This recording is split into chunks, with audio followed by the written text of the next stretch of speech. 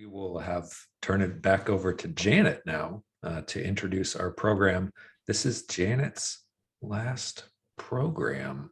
She is graduating to president-elect, no longer program chair, starting in January. So before she introduces Gwen, I just wanted to give a big thank you to Janet for the wonderful programs that we've had since she stepped in to the role, and we look forward to your leadership in the future.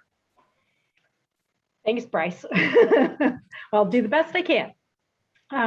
So Gwen is here today to talk to us about the food pantry and kind of give us an update on what's going on at the Forest Grove High School. We were lucky to be a part of that last spring, helping them get that going last year, and then also providing non-food items and stuff to the food pantry. So we were looking for kind of just an update of where they're at, how many families maybe they've served, and just whatever she can tell us about that. And Gwen is a teacher at the high school, and I'm excited because I'm on the scholarship committee. I love that your kid got a scholarship from us, and that you actually talked about it, because a lot of times we don't know what happens after the fact. Yeah. So I appreciate that. So thank you. Yeah, absolutely. I appreciate the help for sure. And he was very excited to receive it. I think too, when we're able to help kiddos in any capacity, whether it's for school or food or hygiene products, like it's such a big deal for kids. It really, really is. Just a little backstory for me before I update. For those of you, if you don't know, you guys the Rotary has been a big instrumental part of helping the food pantry get started. It initially started in a room in the high school that was converted over, and we stored a lot of foods that were donated. And then when Rotary jumped in, there was an opportunity to buy more food, like a massive amount of quantity. There was a lot of money given and a lot of support. And since then, we have grown into having a space in an outbuilding. What was an athletic storage facility type of building has now been remodeled, and it's right outside the athletic loop where the athletics, the students, park. And it's been remodeled, and there's a space inside that building where the Oregon Food Bank comes in on Mondays, and they drop all their food there. And there are a couple of adults that work and help bring all the food in and get it sorted and organized, along with a few students.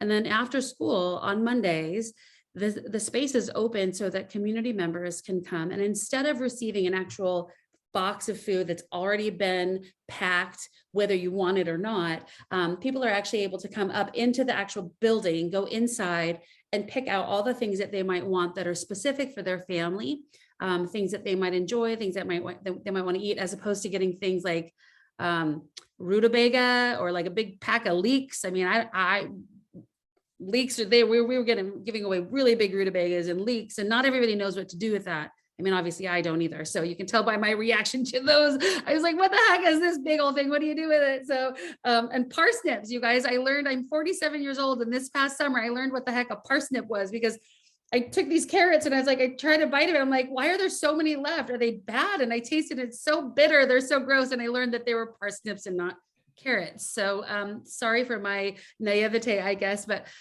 so it's great. It's been really great in the sense that people can actually come into the building and pick out what they want. There are students there that help carry the boxes out to the people's their cars and help load them. So it's been really, really amazing in reducing the amount of production. So you don't have to be packing boxes. It reduces the amount of people that need to be in place to help the whole machine flow.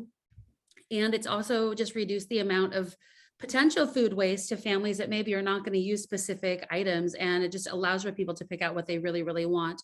And so it's actually been a really, really great partnership so far. And it's every Monday, 4 to 5:30.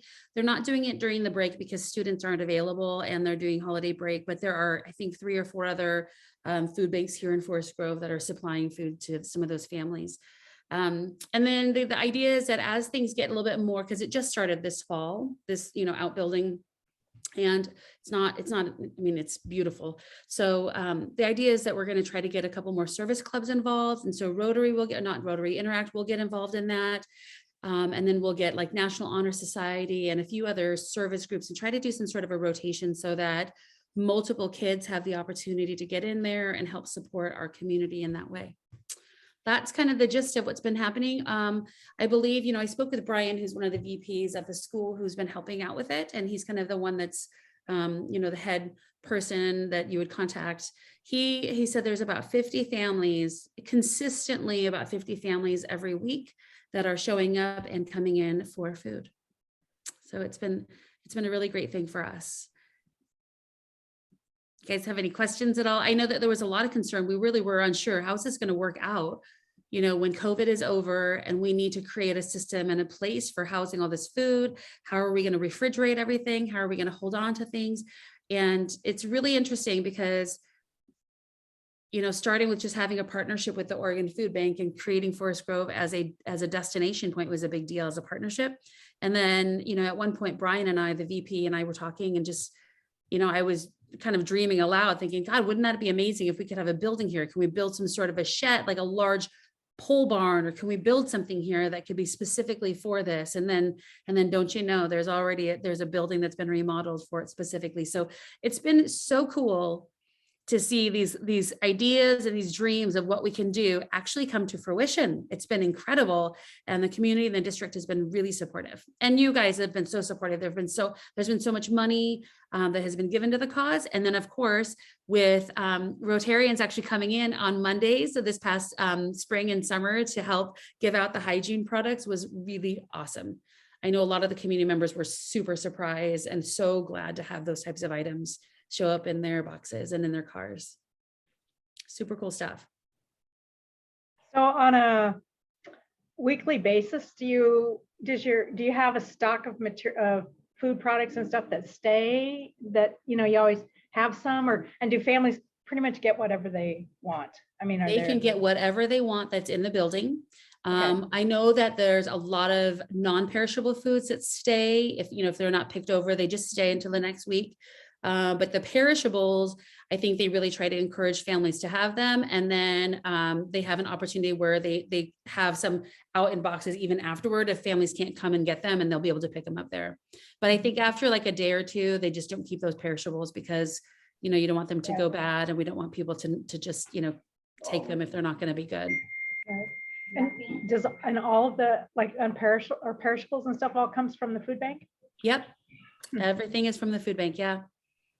They have, it was really remarkable. Last summer, I worked for, part of it with the kids, and in the spring, and it was amazing because they'd get a dry food box that was loaded full of so many different kinds of foods.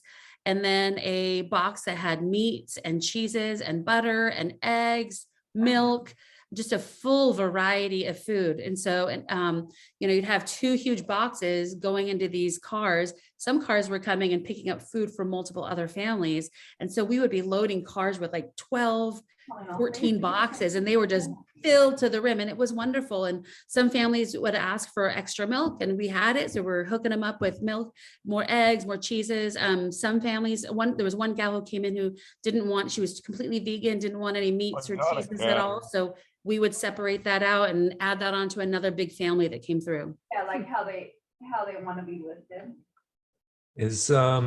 So it sounds like the food bank has it covered when it comes to food. Correct. Yeah. Is there still an ongoing need for hygiene supplies? What are ways that we as a club could support? Always. Those types of items are the things that, I know I've even talked about this before on our meetings before. Just some of that stuff is just, it gets expensive for families. I'm thinking specifically of laundry detergent, fabric softener, toilet paper, paper towels. I mean, some of those things are not the enjoyable things that we love. We love to eat, right?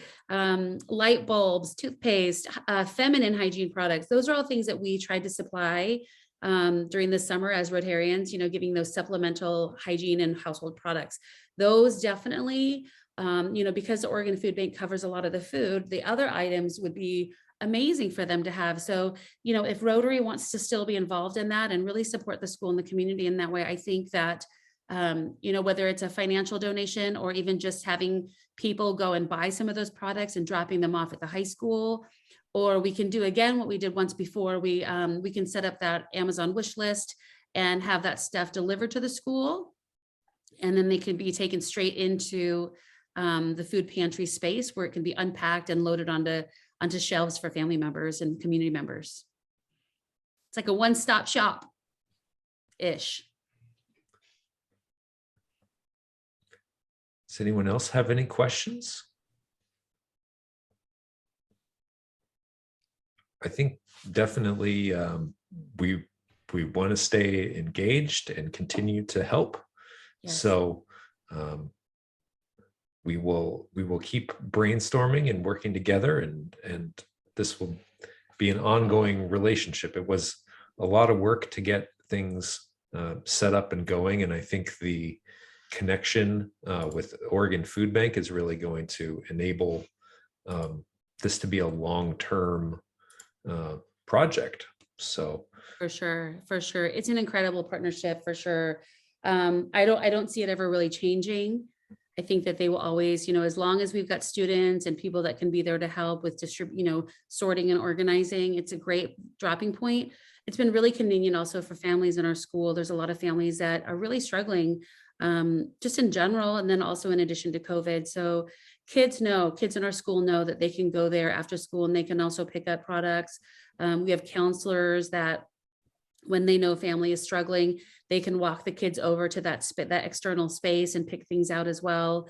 And I know too that the Associated Student Body, the ASB group, is starting to gather clothes because they'd like to create a space where they can launder clothes, but hang clothes so that in case families come in and they need, pants for their kiddo or shirts for their kiddos, it's there and available for free, as opposed to going somewhere like Goodwill where you still have to pay for it. So there's definitely some other stuff that's coming in. It's going to happen. Hopefully, I don't know if it's going to be in that specific space, but just more to help our community members that might need more. So definitely any contribution for those hygiene or household products would be amazing. Yeah, that's and that would be an amazing, just continuous support thing if possible. well, thank you, Gwen, for all the work that you do with the high school and with the food pantry.